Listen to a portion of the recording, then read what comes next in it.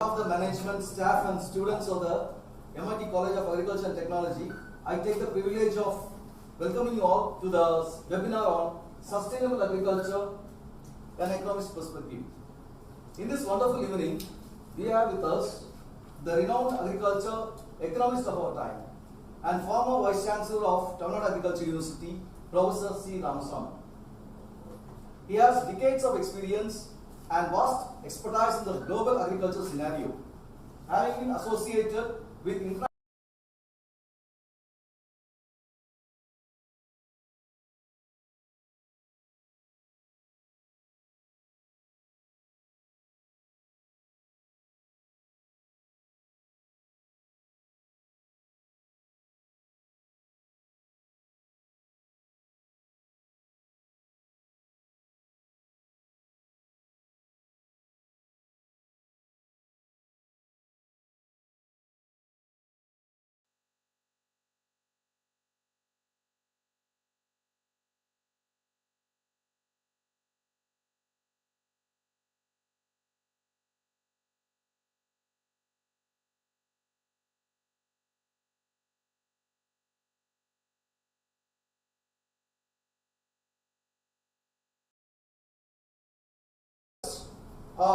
former Vice Chancellor to enlighten us on the possible roadblocks that we may encounter and the transformative solutions available to us in our journey in strengthening our sustainability in agriculture. So please. So thank you. Good afternoon, Professor Chancellor, Professor Kannan, and friends, students. Actually, in Indian economy general, we have already efficiency and equity. Everywhere we want to improve the resource use efficiency. And since it's a country of 1,000 population, all welfare programs we want to equally distribute to the all sectors of the society. Though we have made good achievement in efficiency and equity, the sustainability remains a major concern, that too particularly in agriculture. So I took the topic for discussion today, journey towards strengthening sustainability in Indian agriculture, the roadblocks and then transformative solutions. We also must think at this point in time that sustainability does not confine itself to saving resources. This echo.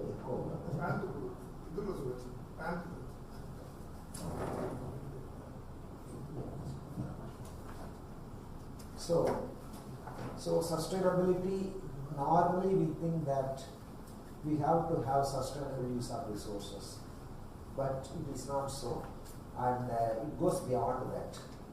See, not only us today, since the human civilization started, all our ancestors, forefathers have also given attention for the sustainability. Just I want to make here two quotes, one from Aldous Huxley, the famous English author of early 20th century. The prosperity we have known up to the present is the consequences of rapidly spending the planet's irreplaceable capital. So whatever the soil, water, land, everything, all this biodiversity is all irreplaceable. So he has voiced the concern in the early part of the 20th century. More than that, biologist Garrett Hardin in 1968 wrote a famous phrase, the tragedy of the commons, which all men rush, each pursuing his own best interest in a society that believes in the freedom of the commons.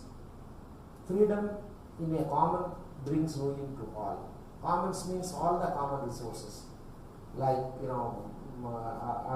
government lands, forests, everything. So these are all common. If you overuse it, then naturally it leads to by the way. That is his main focus. It's a world famous protest.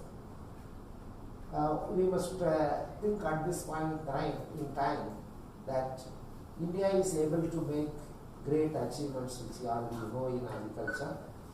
Since 1950s, we have built huge dams, and subsequently research investment in agriculture all led to green revolution, and we are relatively comfortable in our food production and then meeting our food security. But still formidable challenge remain in terms of nutrition security. India is ridden with large population of undernutrition and malnutrition. This is one major concern. Unless the nearly 1/3 of the population still are not nutritionally secured. So that way, even though we have achieved reasonable production of 370 million tons, everywhere the law of diminishing marginal returns operates. After some time, definitely the managing the resources and maintaining the level of production becomes unmanageable. So that is why for any individual or human or institution or a country, one day or other law of diminishing returns come into play. So because of the technology, we are able to postpone that kind of sometime disaster, sometimes reduction in food production, reduction in food safety, and so on. As I told you a few minutes back, normally an activity, it is resource use or a production activity, is influenced by efficiency, equity, and sustainability. These are the three key elements. As again indicated earlier, we have reasonably achieved efficiency, equity in Indian agriculture, but sustainability remains to be elusive. Say, for example, even though we forecast the next year's food grains production very high, and even 2050 we expected 333 million tons, but we are able to reach it much before. That is one thing. But at the same time, we have challenge of shortage in edible oils, deficit in pulses production. So these are all critical for ensuring nutrition security. Besides, of course, we have to focus on more dairy, vegetable production, other horticultural production, and so on. These are all very important because by and large, in spite of our success in green revolution, in terms of green revolution, our agriculture growth has been by and large 3%. That is, GDP growth has been 3%. But at the same time, our production in vegetable and fruits has to increase much faster. It is more than it must be 3% because given our population, on an average population percentage of that is the growth rate of population, about 1.7, 1.8. I am sure that the increase in demand for vegetables, fruits also will go up. So, have we been successful in really ensuring the availability of nutritional food like vegetables and fruits to the poor sections of the society? But it has not happened. So that is where this is one reason is because of we say our resources are dwindling, in the sense that there is a limitation for use of our resources. So at this point in time, we have to move along the sustainability curve so that we can ensure sustainability in agricultural production, food security, and finally nutrition security. Okay, what is sustainable development? It is defined as a process of change in which the exploitation of resources, the direction of investments, the orientation of technological development, and institutional changes. So they must be in harmony and enhance both current and future potential to meet human needs and aspirations. So here you see four major components. We have to efficiently use the resources, and then where to invest For example, I was just indicating once the per capita income increases, we need nutritional food. So that is where more production of vegetables and fruits and animal products become very important. But so technological development is very critical for efficient use of these resources. Even to get the returns from the investment what we made, technological development is very important, and really we have to promote that. In order to achieve technological development, institutional change is very important. Unless we have the right institutions to run agriculture in the form of input market, output market, then resource institutions, research institutions, education institutions, and so on. So these institutional changes in terms of policies are also is very important. So all these combined, one can achieve a sustainable development. So sustainability is a much broader concept. It is over-encompassing, and it goes beyond the merely conservation of our natural resources, particularly land and water. Say Epicurus, a great Greek philosopher, 300 BCE, advocated restrained use of resources. You could see almost before 400 years back, the philosopher was concerned about the use of planet's resources. That's why he has warned even that time itself for the sustainable growth we need restrained use of, measured use of, informed use of resources. That is very critical. You must have heard of famous Malthusian theory of population. So Robert Malthus, in early part of the 18th century, in the beginning of the 18th century, he emphasized the need for stable population and consumption. He also predicted, you may remember, the population explosion will lead to over use of resources, and there will be occurrence of diseases and so on, disaster. All these things will lead to reduction in human population, and then we will experience food shortage to meet the needs of the people. But this did not happen, as because of the technological development. We are able to increase our food production. Only postpone the Malthusian theory. I will call this, even COVID is the expected kind of Malthus. He expected that this kind of disease, in spite of technological development, it will happen. Okay, so the issue now is use of resources has become critical. That is efficiency, equity, and sustainability. These are the three basic elements. So in use of resources, there should be a component of virtue. Virtue means good thing, in the sense that you have to properly use a resource. So unless you properly use with the virtues, good virtues, then we may not be able to succeed. This is what happens when we have our groundwater going very deeper. There is more desertification, climate change. These are all we are expecting. Unless we practice good practices, then we may end up with overuse of resources, and finally over desertification. That kind of thing may occur.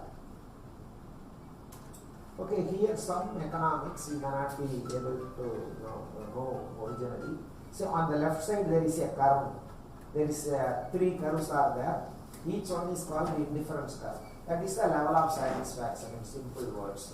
So you have on the vertical axis there is a good Y. On the horizontal axis you have a good X. So you are using both these to have better utility or satisfaction. So when the curve moves up, you have to use both good X and both good Y. More and more goods are required to get higher level of satisfaction. But on the right hand side, you have another curve. Here on the horizontal axis, you have vertical indifference curves. Here on the left side, you are consuming goods, total goods. On the horizontal equation, more virtue. More virtue means more good practices. So if you consume goods or use resources with good practices, if you draw a line from the left, from the vertical angle to the right, you will see that for the same level of resources, you are getting more and more, satisfaction. Because unless you conserve, put it simply, it is a conservation of resources with good practices, so that you will be able to get the same yield. Not necessarily we can increase the use of resources. So the good practices are very important for sustainability. That is the concept of this economic principle. Okay, again coming back to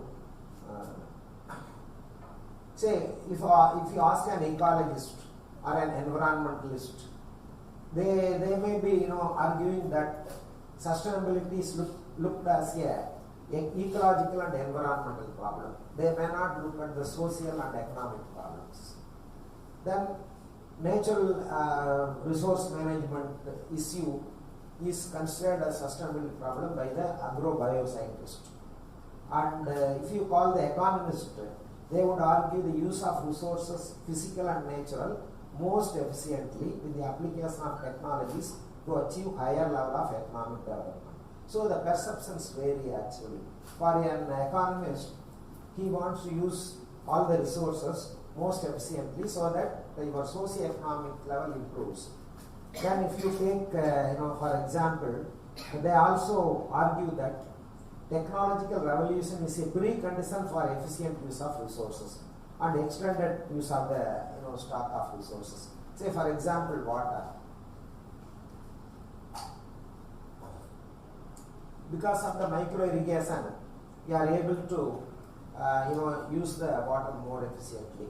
So the precondition is technology. So besides use of resources, in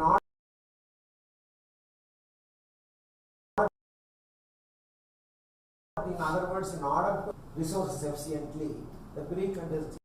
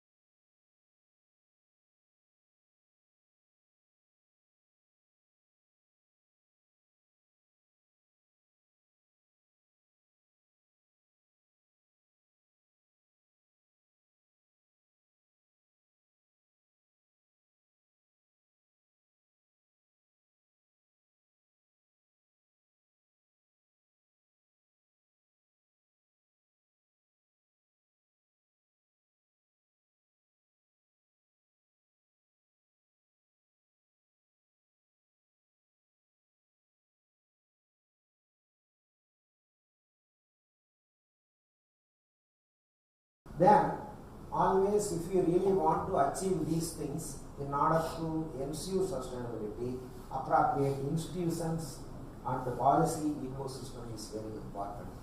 Say for example, now we are promoting farmer producer companies. So unless this is run efficiently, because the small farmers are unable to sell their product for right prices, or accessible to market is limited to the small farmers. So this is where appropriate institutions are to be created. Of course, the early part of our plan periods, we promoted cooperation, except in finance, it has not been very successful. But now the new institutions are promoted, like crop insurance. That is another policy that is essentially required, because we have frequently floods, droughts, that kind of thing. So this kind of policy is also very important to ensure sustainability, because losses due to large scale incidents of pest or flood, this leads to that. So this is very important. Always the efforts of these basic elements of achieving sustainability must be supported by policy ecosystem.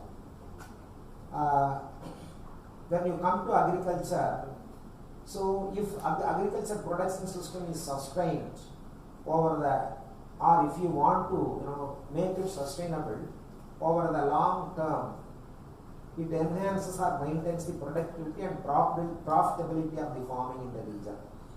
Actually, when we have a long-term plan or a scheme to sustain productivity, it is very, very, very important that we have to consider, besides productivity, profitability also. So sustainable means not only mere production, it has to combine with the marketability. So producers produce, say, 2 tons of rice. Unless you have good supply chain and market it for the right price, then it is not income-wise sustainable to the farmer. So always in a farm, production and marketing both are very important to ensure productivity and sustainability. So then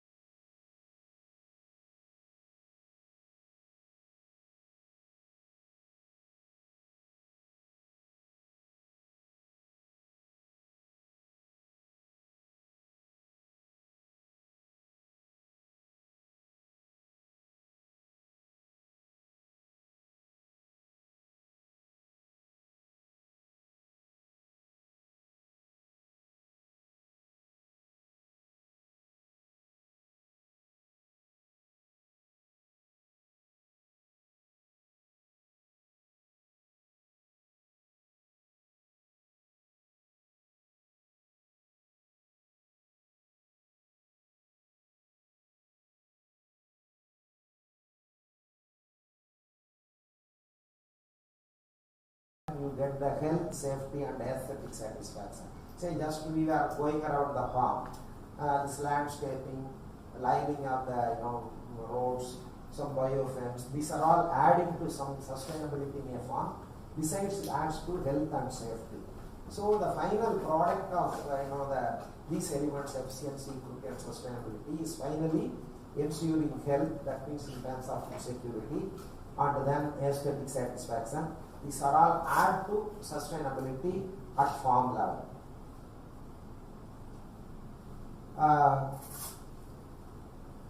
Say for example, there is always an argument.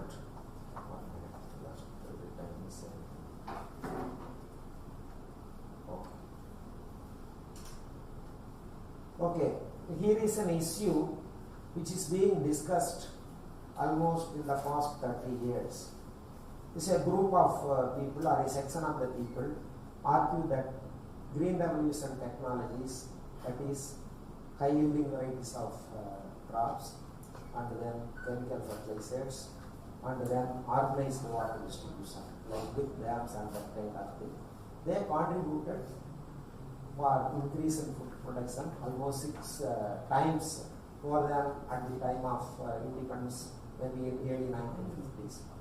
So, these people argue that green revolution has contributed for over-exploitation of resources, pollution, and also over-exploitation of groundwater. Then food grain as carrying toxicity. There is also GHG emissions. All these things they attribute to the green revolution. So this is where I totally oppose them. What would have been happened to Indian agriculture and food system if we have not brought in the green revolution technologies? That is as you know that we imported some wheat grains from Mexico and EV varieties, and Indian research like in Tamil Nadu we have ADT varieties, EV varieties, all these contributed. So that is why we have between 1950 and 2021, our net cropped area in India is almost remained the same thing actually, but our production was 6 times more.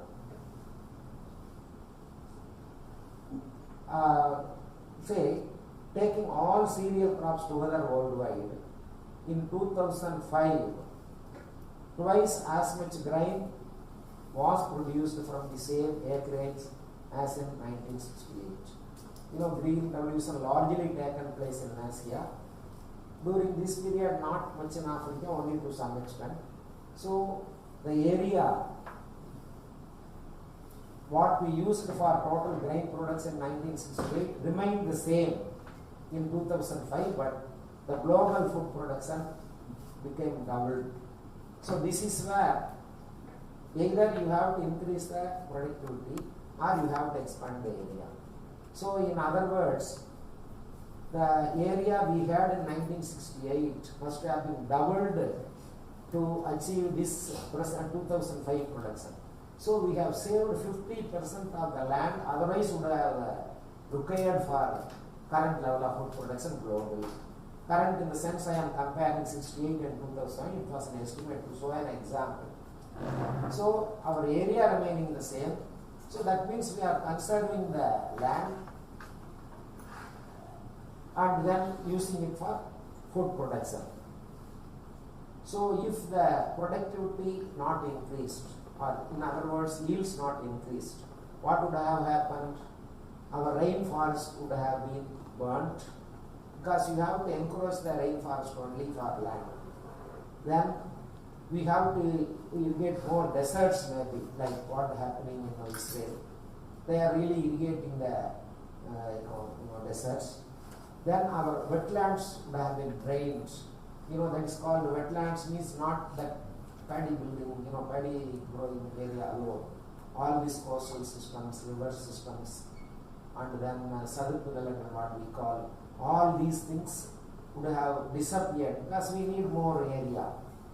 Then our tidal floods reclaim, that is tidal floods, we need some area for receiving the tides.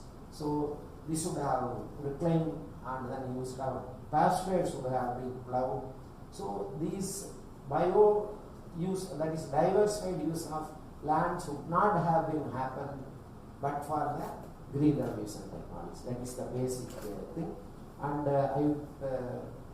because the one group is arguing the green revolution has spoiled the agriculture. This is where one can promote other technologies, other approaches, but you cannot criticize our green revolution technologies. So once I was chairing a session in Missouri, Washington, on World Agriculture Forum. I was moderating a session in which fortunately I was fortunate to have Norman Borlaug as one of the panel members. So somebody asked the question, they were criticizing HYVs and chemical fertilizers. He became so furious that you want people to die instead of the green revolution, but for the green revolution technology. So these are all misleading. Scientists, we have to be careful. I put it again in the form of what they call Borlaug's genes. sexually recombined with Haber's ammonium and Rudolph's diesel internal combustion engine. These latter, of course, it is electricity. These have rearranged sufficient atoms not only to ensure that Malthus was wrong for at least for another century, but tigers and toucans can still exist in the world. So these genes, diesel engine and ammonia helped actually to postpone Malthusian theory of disaster. But also tigers and toucans is a bird. These are all still living. Otherwise, you would have encroached the forest and then ended up in overuse of the diversity, destroying the diversity. Similarly, there was a famous book, Paul Ehrlich, that is Population Bomb. He published it in 1968, declaring that India would ever feed itself, in the sense that he said India will not be able to feed herself and would be going into bankruptcy in terms of food security and financial security and so on. Then that was disproved because of the Green Revolution technologies. So that way, many of the predictions made by a group, it's all we proved that it is wrong by predictions. But also today, as on date, this year we are exporting about 10 million tons of wheat because of the Ukraine and other things. There is growing demand. When the government a few days back banned export, there was a request from Europe and other countries that kindly don't do that because the world is now suffering. India is feeding the suffering world. So this is because of the Green Revolution technologies. Then people are also another group. They think organic farming is everything. Organic farming is a technology in which you are using organic resources alone.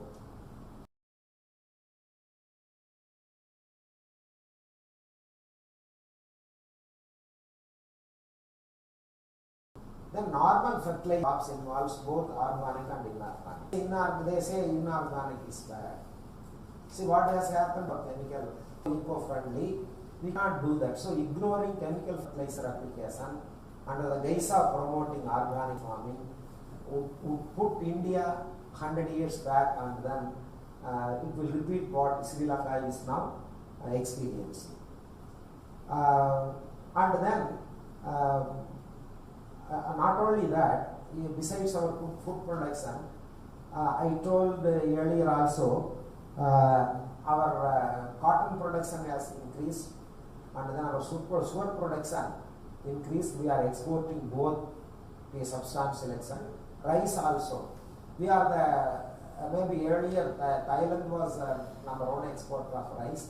Now we are in the top, first or second position as far as rice export is concerned. So how these achievements could be realized is because of the Green Revolution technologies. So the Green Revolution technologies increased the sustainability. That is what my argument is. We are just totally diametrically opposite their argument that it has spoiled our natural resources. Besides Green Revolution technologies, ensured equity. When we introduce UV varieties, the IRA varieties, or even wheat varieties, these things, all farmers, irrespective of the size of the farm, are able to adopt it, and then it increased the land and water productivity. Our traditional varieties is only half a ton per acre. Now we have more than 2 tons per acre. That is the productivity. Then our productivity per unit quantity of water also substantially increased as we have been moving. Particularly micro irrigation has revolutionized actually the water productivity.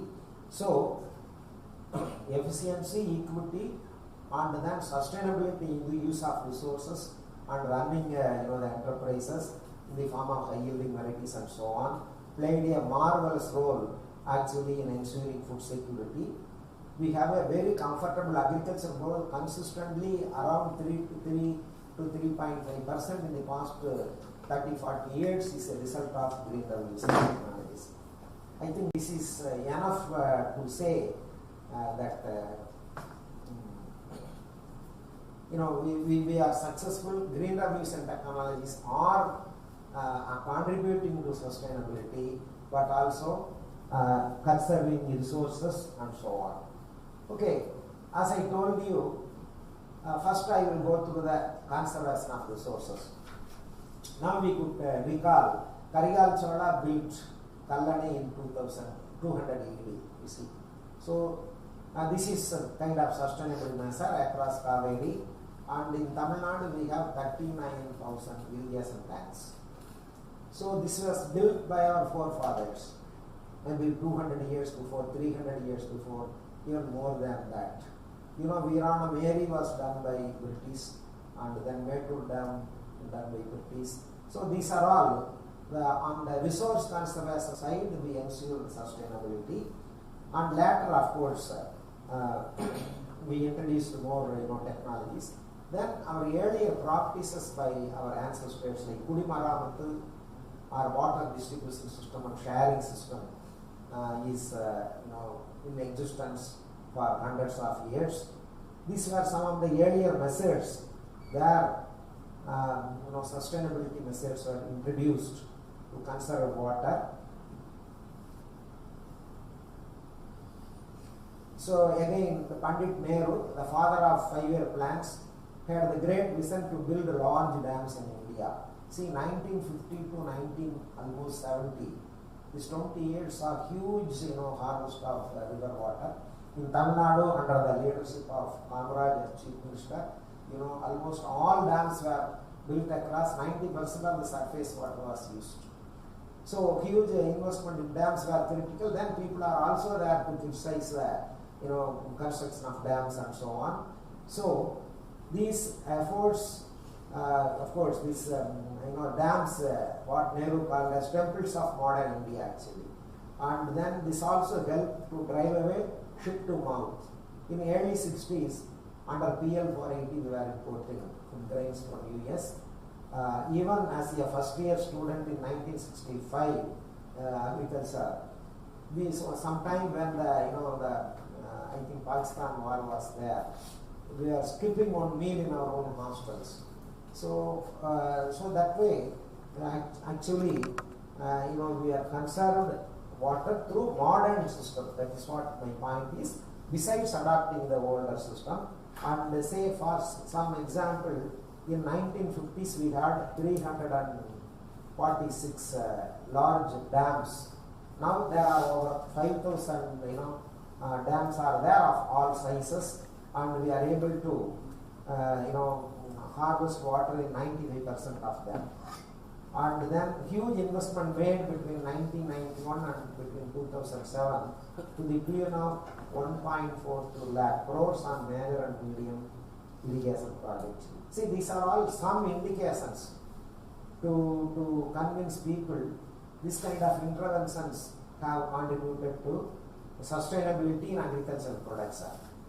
Then, even though we have not increased our area under crops much, this irrigation really helped us to remove insufficiency, and then roadblocks to ramp up agricultural production has been removed actually.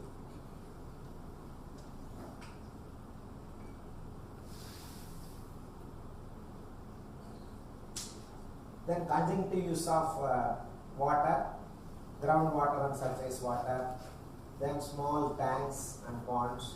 See, if you take delta area, for every temple there is a small pond.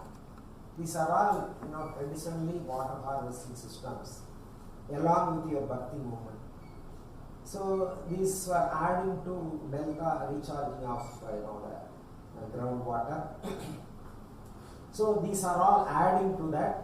Later, actually, the institutions, irrigation institutions, agricultural universities were able to train all the people who are managing the dams and water distribution, so that really it helped improve the efficiency of water.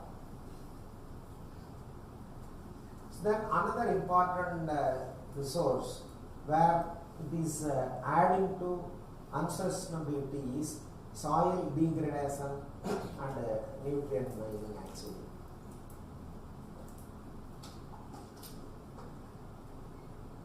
As you know that one of the indicators is our soil carbon is 0.5%, as normally recommended level of 3%, in the soil.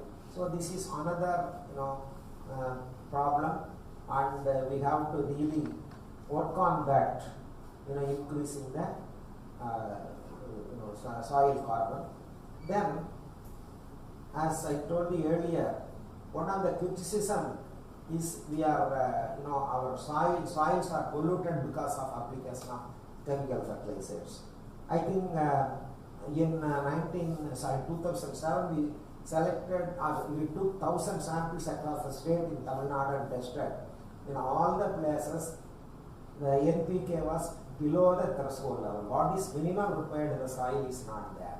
On the other side, people are arguing that we have overuse of fertilizers, soil is spoiled, water is polluted. Because the reason is we are withdrawing nutrients from soil more than what we add to the soil. So we are roughly, in India, I think we are adding about 26 million tons of NPK nutrients per annum. This is increasing, but we are drawing more than what we are making as input. So then this argument is broken that soils are spoiled because of the green revolution technologies. So we also adapted integrated nutrient management and so on. At the same time, we recommended as scientists you put organic manure along with inorganic manure. But you cannot satisfy the total demand of NPK. Organic manure will hardly satisfy not even 5% of the total NPK. So this is another misleading argument people are putting across. As scientists, really we have to fight for this kind of negative propaganda in the name of organic farming. Let organic farming grow. It will not grow beyond certain limit because we don't have resources to accomplish that. Then micronutrient deficiencies is very important. You see the picture here showing that yellowing of the leaves and other things. So this micronutrients application is very critical. Okay, this is very important, particularly, you see the micronutrient deficiency, boron 33%, manganese 12%. I am not just going to read this. This is an again indication. We are actually now second largest consumer of chemical fertilizers, but per hectare consumption still lower than not even the Pakistan. Of course, Sri Lanka is from Bangladesh. So that way, as scientists, we have to strong enough prove through research that we have to really add more need more chemical fertilizers at this point in time and also in the future. Then imbalanced fertilizer use of NPK was point for discussion for the past 2 decades. So this is very important. That recently now we have changed the fertilizer policies. Earlier urea was alone subsidized. Now phosphorus and potash, other fertilizers are also subsidized, even though in different methods. So that way we have addressed to some extent the imbalanced use of fertilizers. Then precision farming, where we are measuring and through fertigation and then apply only optimal level. Then use of water soluble fertilizers. Then customize the fertilizers. Say for example in Ganges region, in the western UP, Tata's is customized fertilizer is directly applied to sugarcane. So that way we have to really customize fertilizers, even though it is being promoted, but it has to happen in much faster way, and then to happen in more areas. That is very important. So these are all some of the approaches we have to follow to address the nutrient deficiencies. Then diversifying cropping systems. As you know, originally we have more diversified cropping system. For want of food production and other reasons, the diversity actually reduced. Now we have to really improve that. As I already told you, our Indian soils is about having only 0.5% of the carbon. So some research has been done globally. They identified some ecological variables to explain the stock of carbon in the soil. A statistical technique called stepwise multiple regression was used. In that, they have identified some ecological variables. Here we have not included any economic and social variable like prices or education of the farmers. So in this is a major study. They have found that vegetative cover already existing in the region, and then available phosphorus in the soil, and then total nitrogen in the soil, which are already existing, influence more for adding to carbon. There are interactions taking place with crop stocks and other things, but these are all visible ecological variables. So we have to strengthen this to increase the carbon. This is a kind of global scenario. So other research also show that good land management practices, zero tillage practice, mulching, retaining of crop residues, these are all very important. Then we have to adopt some fallow period also. These are all some kind of traditional agronomic practices, but still we have to modernize it. So whether you have the plowed soil or zero tillage practice, really there is lack of deeper research into this even in Indian conditions. This we have to accelerate that. Actually, another meta-analysis of how manure application changes soil organic carbon by Arthur Gross, it was, and then Glass, it was also a very famous study. And they say adding organic manure increases the soil carbon by 35%. That is fine, but carbon alone will not help to increase the yield. So that is where our chemical fertilizers come in. So we have to increase both the soil carbon, at the same time we have to apply the optimal level of chemical fertilizer. These are all critical for sustainability of our soil. If soil is not actually more with carbon, your microbial activities are substantially reduced, then available nitrogen, phosphorus, potash becomes a problem. So sustainability, my final argument is that both organic and inorganic have to combine in whichever is of course organic manure is not always available, but you make as much as possible and you leave the crop residues. These are all very important for it actually. Then another question is, did biotechnology contribute for sustainable agriculture? Because the people are against the GM crops. I say, I am quoting the same example. Our cotton production was 200 bales per year, 7-8 years back. Now it is 350 lakh bales. You see almost 150% increase because of single gene BT cotton. Okay, now we are exporting more than 50 lakh cotton. Our cotton farmers are very happy. They use all kinds of high yielding varieties, hybrids, everything. Therein you are introducing the gene. So this way, again GM crops adding to sustainability. See, we are growing cotton in about 10 to 11 million hectares, and the productivity has area remaining the same. Productivity has increased by 150%. Okay, so that means if our productivity not increase, we have to increase the cotton land another 150%. So it will be more than 20 million hectares would have had to realize this 370 lakh bales. So it doesn't. What does it mean is that we are not using extra land, we are not using extra water. So almost for 150. This is sustainability. Not that you apply farmyard manure as your sustainability. So so this advent of novel genes of biotechnology led to higher crop productivity. That of course now there is also argument that in India we are very ambiguous.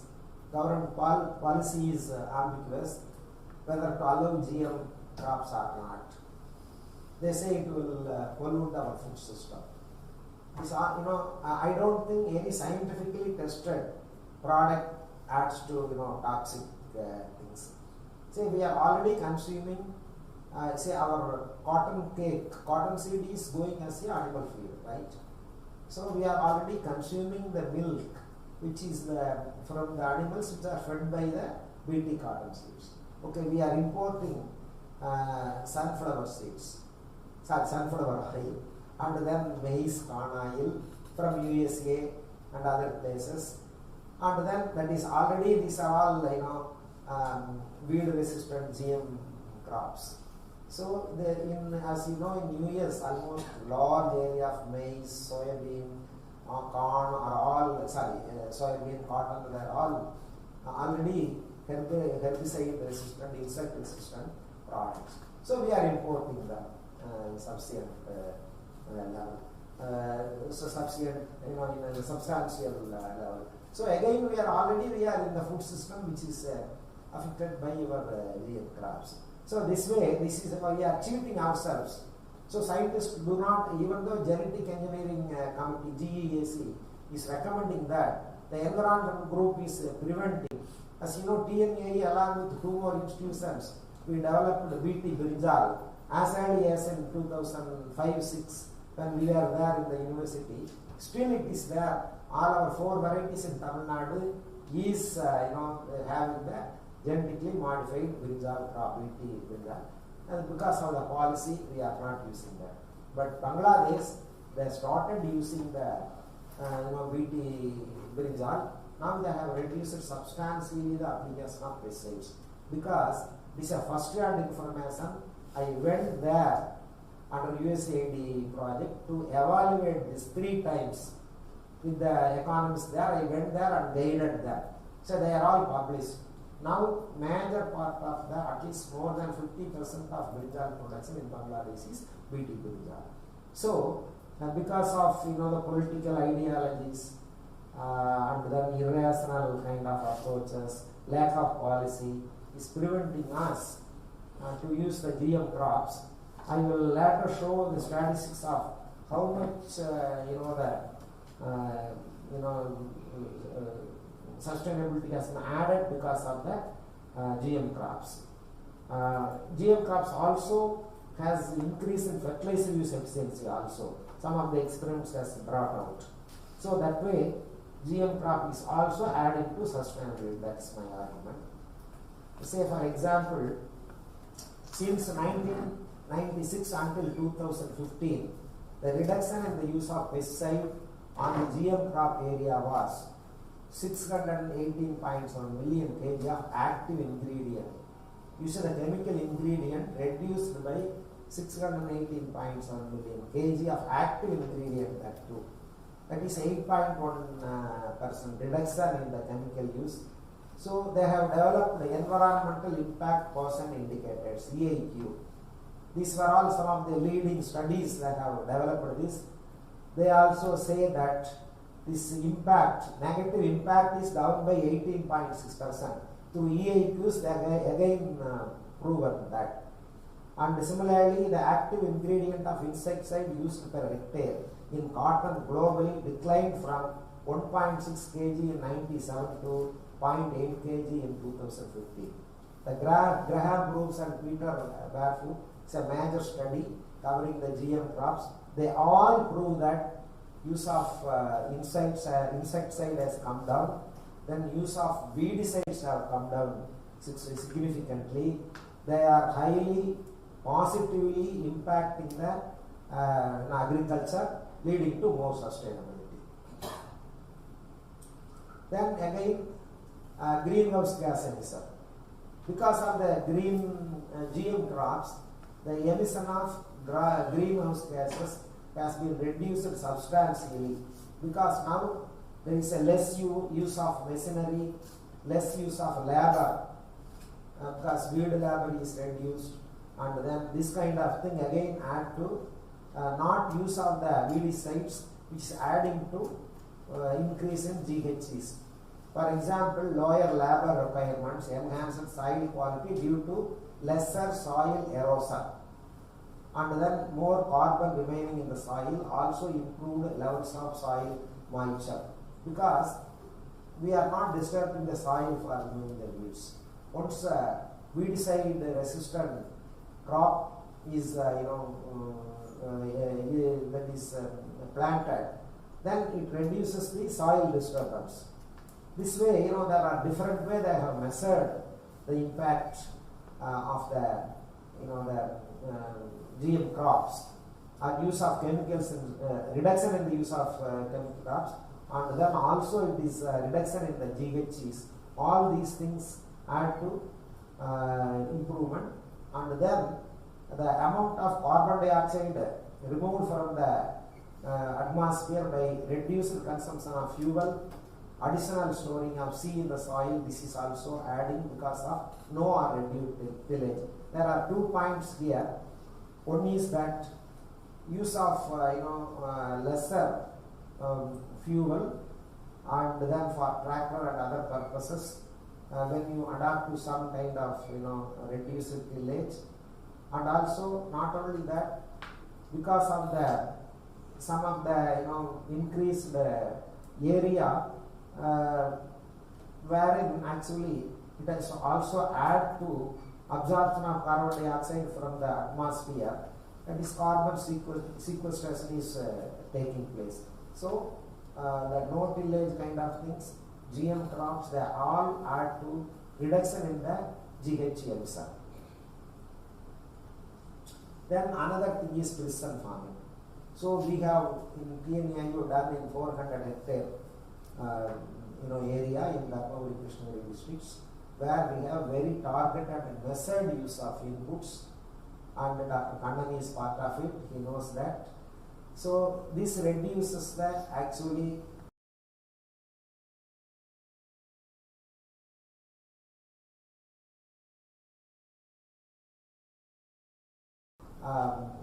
the overuse of inputs, and that means we are able to reduce the cost reduction because of the precision farming, whatever. But if you would have used the traditional method of cultivation, application of inputs would have been doubled actually.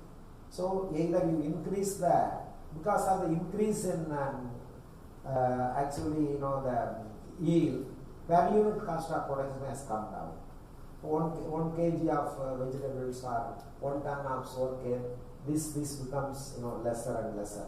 So precision farming is another technology, and I have some economic functions here. Actually, production is a function of actually capital and labor, and here in economics we have a concept of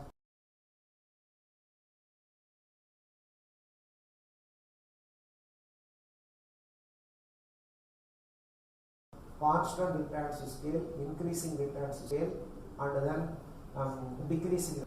The point is, in this 10% diesel farming, this increasing returns to scale. Even though there is a marginal increase in the inputs, the output is doubling. It will go for some time. Then we have to sustain that with, of course, new practices. So basically, in terms of production function also, it is very clear. Increasing returns to scale happens. That means with lesser inputs, which is more output. Then impact of this precision farming at the farm level. There are some studies done by Tamil Nadu agricultural scientists. So from the impact study of the precision farming by the London School of Economics,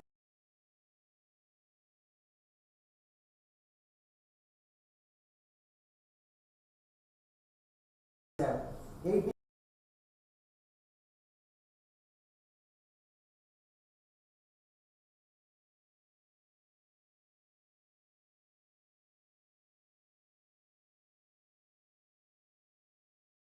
20% increase in yield and 30% increase in brinjal because of the precision farming.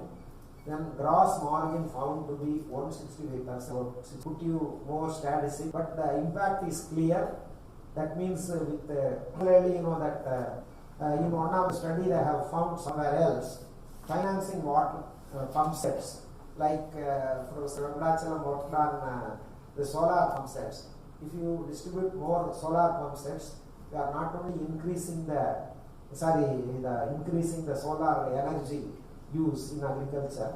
Definitely, we are able to increase the food production by using the lesser inputs. Otherwise, this pump would have been run by electricity. Then electricity, now you have still thermal power stations and so on, where the use of coal is higher. So it is will be negatively adding to the pollution and environment. So these are some of the aspects of components of technologies used in precision farming. Remote sensing technology, and then sisal ploughing, high-tech community nursery, crop geometry, all these things, IPM, IDM, then post-harvest management is major aspect of our precision farming, because not only production but the marketing, modern supply chain is critically important to double the income. Producing more and selling at lesser price is not advisable. So farmers were trained, taken to different markets like Cochin market, Bangalore market, Coimbatore market, Coimbatore market. They were trained on how to organize packaging, develop a brand and sell it. So there were when this product is taken to like Adiyaman precision farming, the product was very much sought after by the consumers because of its quality. And so this is showing how the LSE, London School of Economics professors visiting and hearing this news from London, they evaluated. They brought out a report. Similarly, planning council people from Government of India is also visited. As I already told you, this organizing marketing is equally important. So the precision farming still persists in Dharmaburi and Krishnagiri district.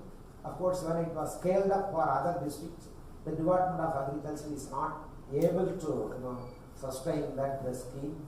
And as you know that they are more realizing false targets.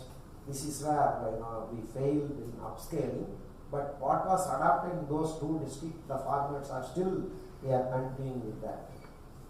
So you see impact of this precision farming as sustainability again. That is doubling the yields, lesser labor input, efficiency in fertilizer application. When you use the fertigation, water-soluble fertilizers, 100% of the nutrition is going to the roots of the plants and distracted by the plant. So you have a very uniform size of the tomatoes or any other product, agriculture product, because of the equal distribution of nutrition through fertigation. And then premium price because of that, then increase in self-life. This were practically achieved.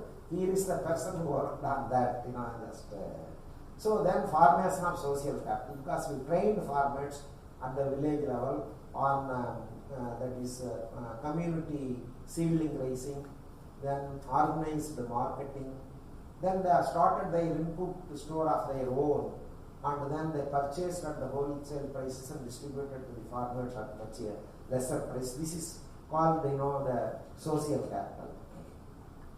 Then another area is SRI, SRE is system rice intensification. When the professor from Cornell University made a presentation about Madawaskar, method of rice production, then it was taken up by the director of research at that time, and we held demonstrations in both in Tamarnavarni and also Kaveri Delta. We found clear distinction of increase in yield to 15 to 20%.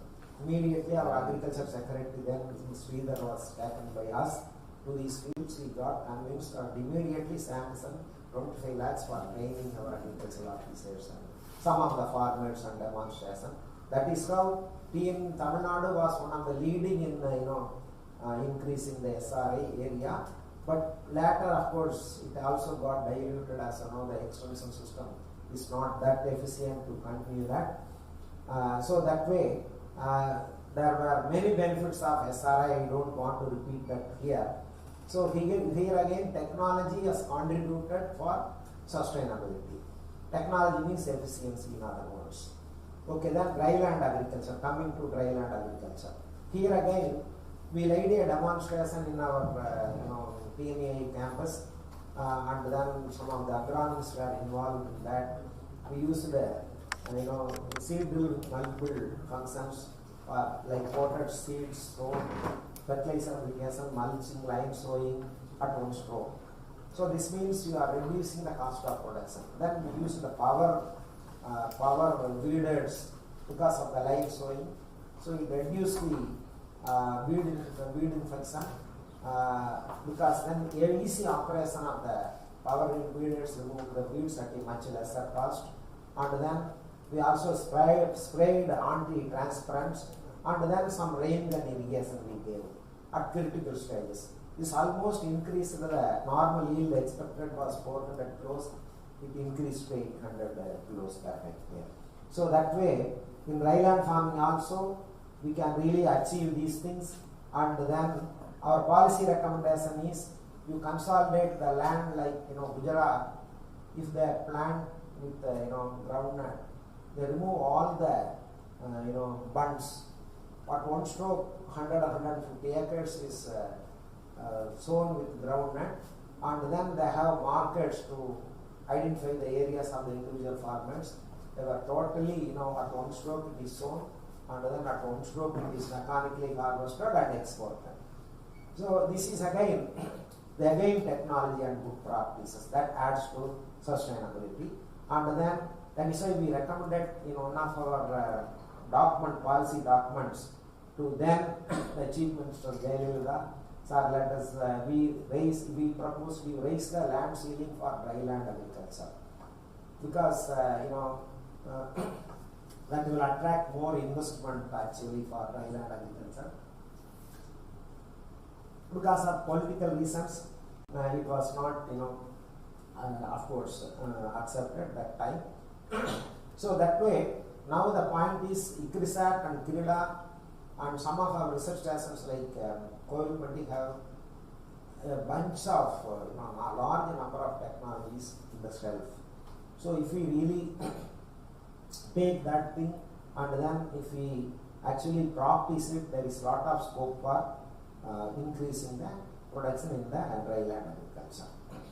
So again, energy efficient agriculture, like already told you, solar energy kind of thing. Then energy management at the farm level, we have to really train the farmers actually, and this is very important. Then agriculture diversification, like already indicated this point, like vegetable production, dairy, poultry, small ruminant husbandry, sericulture. These can be added wherever possible, and this also as use of nitrogen or recycling, and because if you alternate with leguminous crops, adding nitrogen to the soil, these are all some of the traditional methods, but wherever possible, definitely we can really increase that, increase the soil health. That will add to really doubling the yield or increase the yield. This is another measure. These are some of the traditional methods, but you have to mechanize that. That is where we are failing. Then the important point I am again repeatedly saying it here: improve farm to market value chain for sustainability. We are not like precision farming products where farms, the fruits are of equal size and same color almost. You can sometimes categorize them and pack them and then train farmers in post-harvest practices. And now we don't have this APMC Act in Tamil Nadu, fortunately. There is no restriction on the movement of the commodities. Now you involve the modern supply chains or modern organized retail markets. That means like Reliance market. There are many markets and new startups also coming. You have to really link these. Even you open up, we already opened up FDI in multi-purpose retail, but definitely increasing this kind of policies or increasing this kind of methods or adding more policy methods, we can really increase the products, realize better prices to our supply chain. We have a lot of potential to export our vegetables to Middle East, where large number of NRIs are residing, and it is a matter of even in a ship it is 1 or 2 days, and through the air transport also we can increase our exports. So this way our export agriculture through linked to precision farming, this is very important. Now farmer producer companies, the institutional change which also add to sustainability must be linked. Some of the farmer producers company Changalput, they are directly exporting some special rice outside the country. So these are all in the globalized context. If we link these markets, then it adds to again sustainability in the use of resources, but also in increasing the farm sustainability of farm resources. Here, actually, one more dimension of sustainable agriculture is the research and development.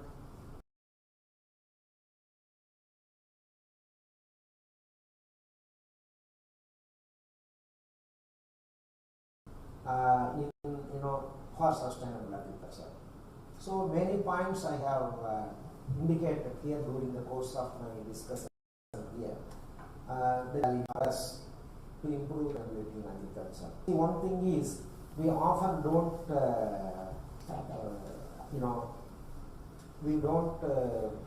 work with the private sector. So public-private partnership is very important.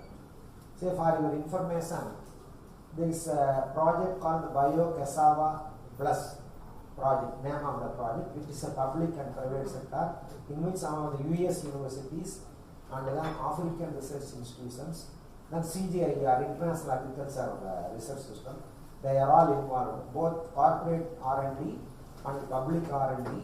They joined, if that was a successful project, that was adding zinc, iron, protein, vitamins, as well as some post-harvest methods, adding to the cassava plant, so that reduce the malnutrition for about 250 million people of sub-Saharan Africa.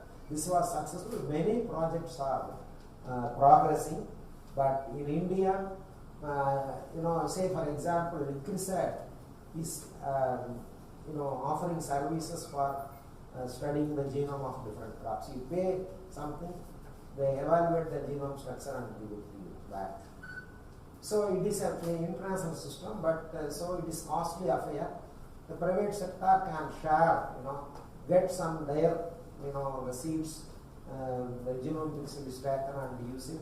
So State Agricultural University ICR system is still weak actually in sharing the resources between private and public. There is also some meeting like industry institutional linkages, but this is not happening. So in the future, public-private partnership is required for this sustainability issue. Actually, here food safety is ensured because of the Bio-Cassava clause, and similarly in maize also we can introduce lot of micronutrients. There is lot of scope. This is not happening. Then of course finally I have only a couple of slides. Here what my proposal is, in the transfer of technology efforts, the government thinks always public sector does everything.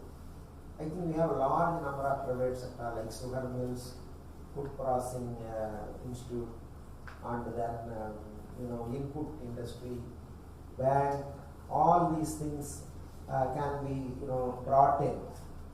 Like say, for example, Jain Irrigation, Tata Kisan Sansar, Portage Agrovet.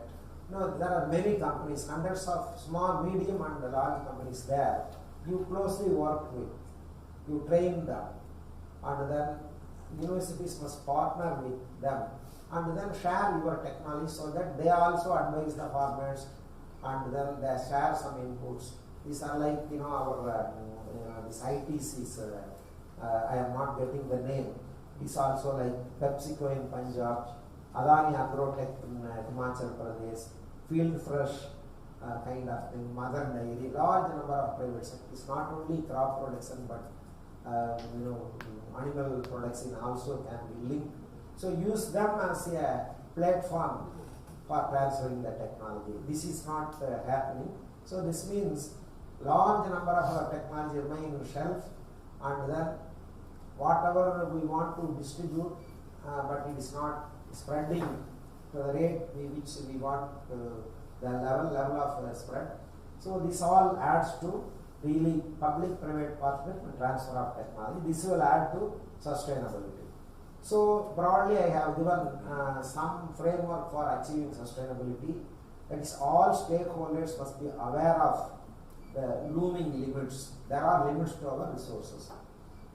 So carrying capacity of a country or a region is limited. We have to all be sensitized. Government, IAS officer, agriculture scientists, farmers, industrialists who are drawing water from the river. This is very important. Then both in production and then use of resources, like even in household use of water, it is very important. So water use at farm level, system level, everything we have to really closely watch and go in for almost most efficient use of resources. Or we go for aerobic paddy system, paddy production system. This is a question mark.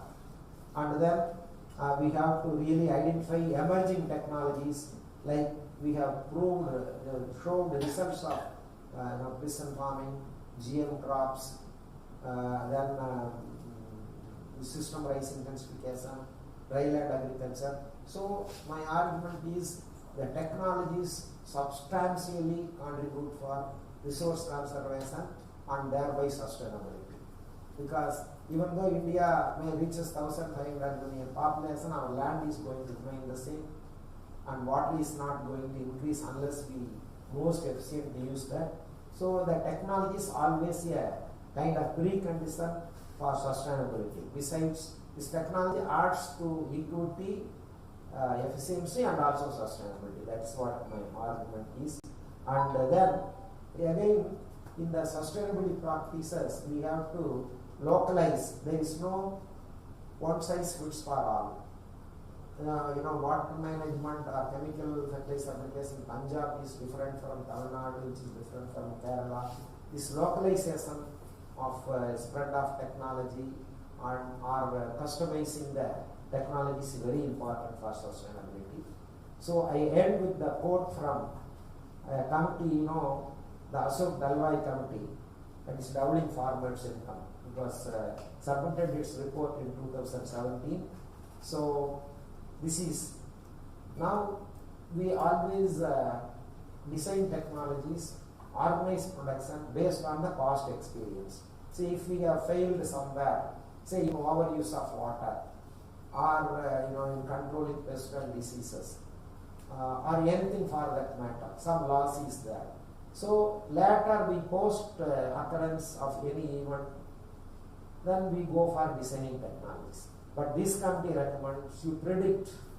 Say for example, still we have one third of our population malnutrition.